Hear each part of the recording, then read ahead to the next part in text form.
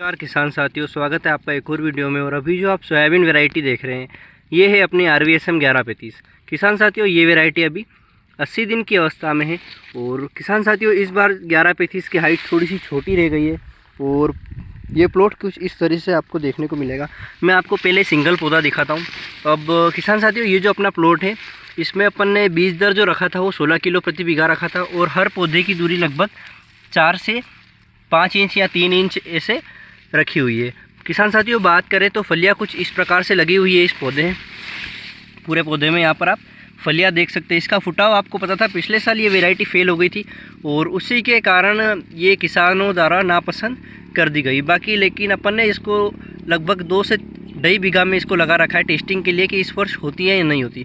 फ़िलहाल की सही बात करूँ तो किसान साथियों ये जो ज़मीन है हमारी खारची ज़मीन बोलते हैं इसको, और इस ज़मीन में दूसरी कोई सी वैरायटी नहीं होती। कितनी कोई सी भी वैरायटी लगा लो पहले तो उगती नहीं है और उग भी जाती है तो उसकी हाइट बढ़ती नहीं है। आधी फुट 1 फुट इसकी हाइट रहती है। लेकिन पहली जब अपन ने 1135 पहली बार लगाई थी तो पहली ऐसी वैरायटी ये निकली जो खारची ज़मीन में होती है। और लगभग ये 50 से 60 बीघा हमारी जो ज़मीन है इस साइड जितने भी लोगों की ज़मीन है वहाँ पर ये सिर्फ RVSM 1135 ही लगाई जाती है।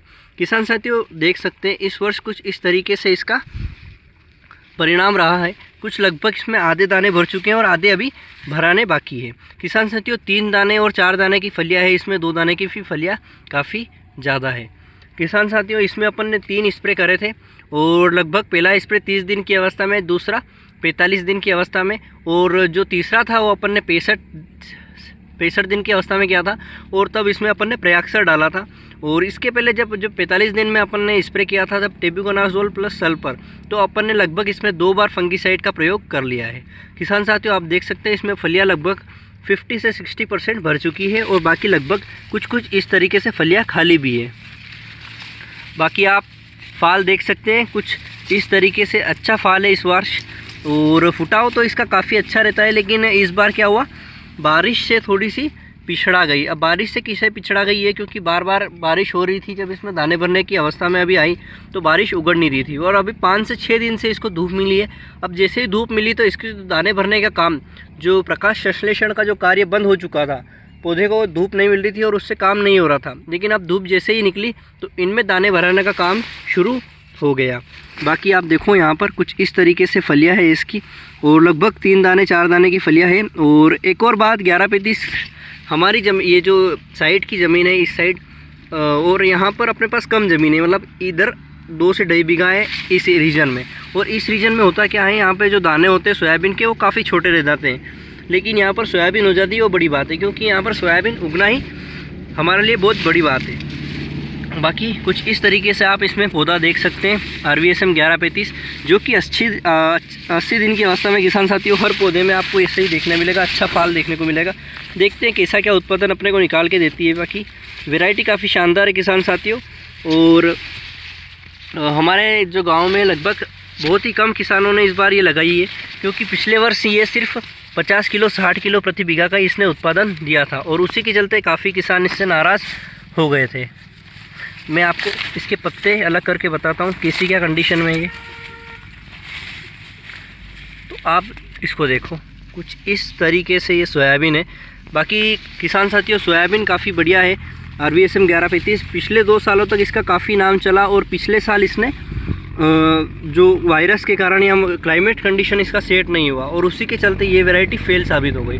जैसे ही ये वैरायटी फेल हुई तो काफ़ी किसानों साथियों को नुकसान काफ़ी ज़्यादा हुआ और लगभग कुछ ज़्यादा ही रकबे में ये वैरायटी लगाई गई थी और उससे ज़्यादा दिक्कत नुकसान देखने को मिला। अपन जैसे आगे भी जाएंगे और आगे भी कुछ पौधे चेक करेंगे।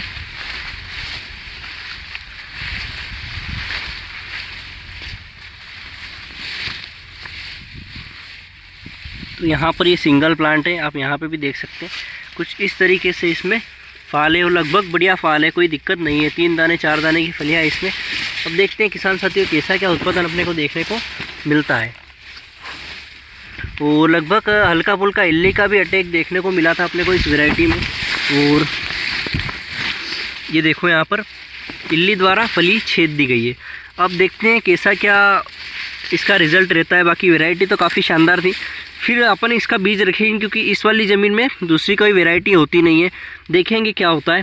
बाकी काफ़ी बढ़िया वैरायटी थी किसान साथियों और अच्छा उत्पादन दिया था, लेकिन पिछले वर्ष जब क्लाइमेट कंडीशन सेट नहीं हुई थी थोड़ी सी दिक्कत दे गई थी।